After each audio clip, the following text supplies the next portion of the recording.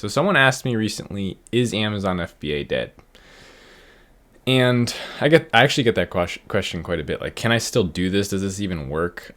It seems like it's too competitive now. And let me bring you back to a point in time where that question started. So like I started looking up Amazon FBA in 2017. I started selling in 2018. And at that time, that question didn't even exist.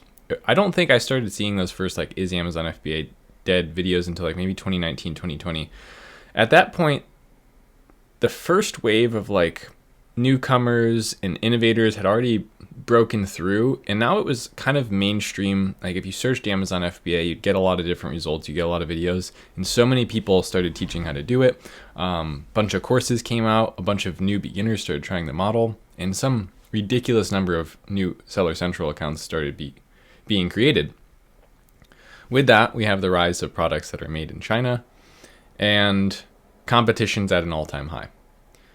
So from the outside looking in, that seems scary, it seems daunting. And in that sense, like, let's put it this way, is Amazon FBA dead in the sense of like, I can just go look up any product that's selling well and also sell one and do well? Yeah, that's dead, that's gone. But what is Amazon FBA? If we say, is Amazon FBA dead? What are you really asking? I think the word Amazon FBA just means selling on Amazon and having Amazon fulfill it. Is that dead? No, it actually works better than ever. I mean, as a first-time physical product seller, you can have products that are shipping out to customers and arriving the next day for relatively low fees that I think make sense. The reason I say relatively low fees, and I think they make sense, is because for my own brand that's made in the US, I looked for 3PLs. I got quotes. I could not deliver the same shipping speed and quality of customer service and shipping that Amazon could for less than they are. So I think it is the best option for fulfillment for at least my business. Whatever you have might be different, but that's definitely not dead. What else does Amazon FBA mean? Well, it is Amazon, fulfilled by Amazon, so you're selling on Amazon. So what is Amazon? It's basically a search engine with offers at the end of searches. It's traffic for your business is what it is, really. It's like if you create a product that people want already and they're already looking for it on Amazon, if they search for it, if you sell well, you'll show up. So it's a consistent way to drive traffic to your brand, your business. And then let's go to a different meaning. Is Amazon FBA dead? What someone might be asking there is it still relatively easy? And is it something I can actually do to make money? Like, we want profit. We want to make money. That's the whole goal. So when someone asks me that, I'm assuming they're going, is this something I can actually achieve in a relatively small amount of time? Because that was the business model that was pitched to a lot of people originally. Sell products online, make $1,000 within like your first couple of months. Sounds great. That's where things get tricky and it becomes a dichotomy. Yes and no. I mean, technically you can still find products that are just selling well, go source them, list them, and sometimes get lucky and like win doing that for a little while until more competition floods in. So I don't teach that model anymore. And if you're asking me if it's quick and easy, my answer to that also would be no, that's dead. In my eyes, it's dead. Like, I killed it off for my business. I don't do that anymore. I do not source products from China. I do not source cheap products. I do not source, I would say even private label products where you're just taking a product that someone else can create, order the exact same version of, and selling that.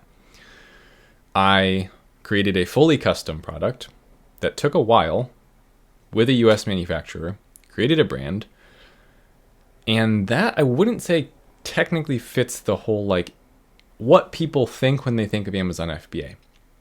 That's brand building. It's more traditional.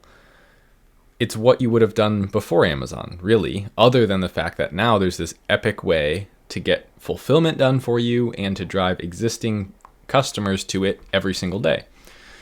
So I only see the word Amazon FBA in that business model as a huge win.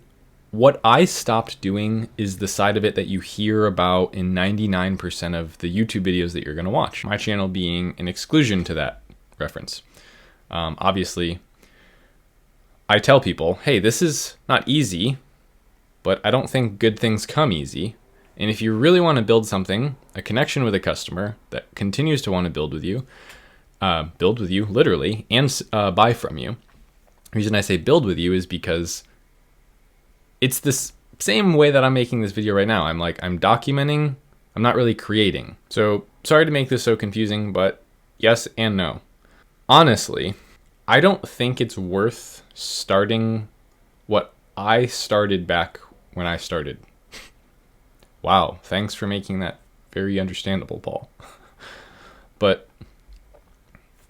Alibaba changed the main image and secondary images, same product as your competitors, sell it on Amazon. And there's a part of me that's like a little sad because I kind of connected to that model a lot and it changed my life. It was the first time I ever went out of the country was because of Amazon.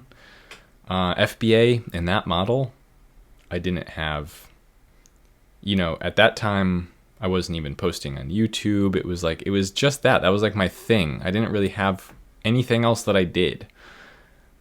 But I'm excited for what's to come. I am.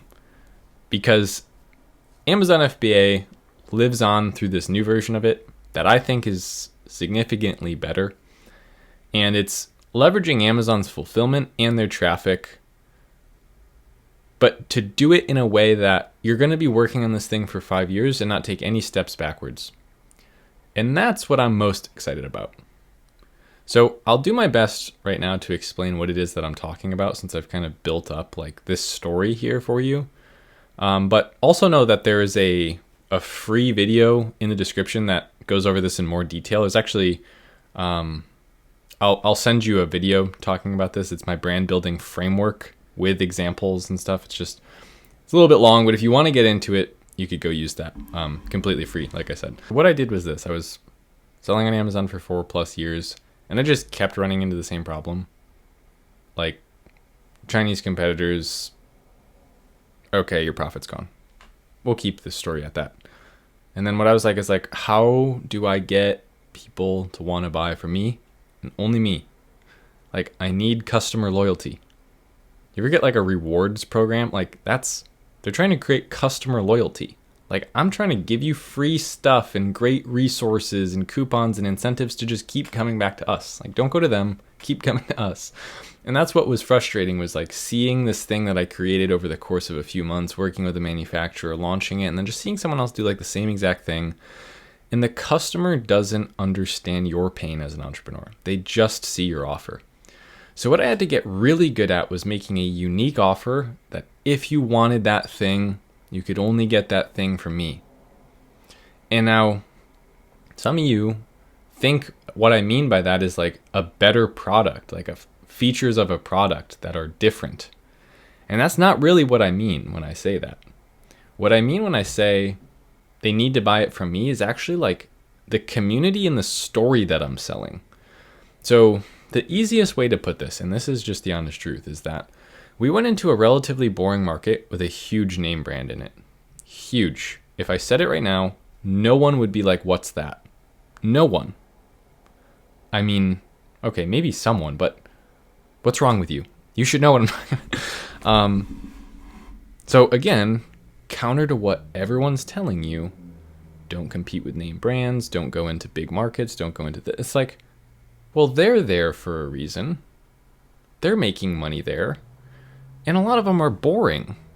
The one that I'm talking about is. And so the customer's enthusiastic, the market's huge, the product is boring. What am I scared of? Why do I keep clinging to this like 75 reviews, like this thing that clearly is broken? I proved it to myself like 15 times. It's broken. It ends in a price war. It ends in no profit. I cannot say that enough. So anyway, all I did was created a character on my packaging that customers connected to. And that's mine. It's copyright. Think of this like the idea of like Daffy Duck. Like, that show And that situation and the movie, like everything there, without the character of Daffy is nothing.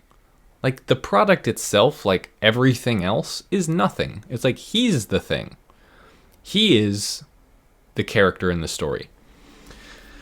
So I was like, let me just create something. And there's a reason that I used a character versus just like you hear like, oh, just modern packaging. Like I'm trying to look around for examples, but this is pretty good, right? It's like, this is a lip balm. Actually, my girlfriend gave this to me. I always lose mine. So I was like, hey, do you have lip balm? Anyway, it's nice packaging, right? But next to 100 others, I don't know, like, I have to get this one. So instead of focusing on my competitors, instead of looking at ways that I can improve the product, why don't I just spend a lot of time getting comfortable in the market and understanding what people connect to? You're selling a story. Best way to say this is like, maybe you have a favorite movie, right? See or read or whatever it is, a book. You want to see that as it is. You don't want to hear me read the script of the movie. So me, like that's the analogy is like I'm the competitor. If I tried to just copy you, it's like, well, I don't want to hear you. I want to hear the original thing. Same thing with cover bands. Why aren't cover bands just as big as like... It's because you want it from them, from the source. Like, I connect to their story. If you're new here, please consider subscribing down below. We've been growing quite a bit lately, and it means a lot to me. I appreciate all of you that show up to watch my videos. I'm not a special person. Like, I didn't even go to college. So, like, to have this community of people who respect me as an entrepreneur, rally around me, support me, want to hear my story, it's incredible. So, thank you so much. I'll see you in the next video. Hope you had a great weekend, and I look forward to delivering more videos for you this week. Later.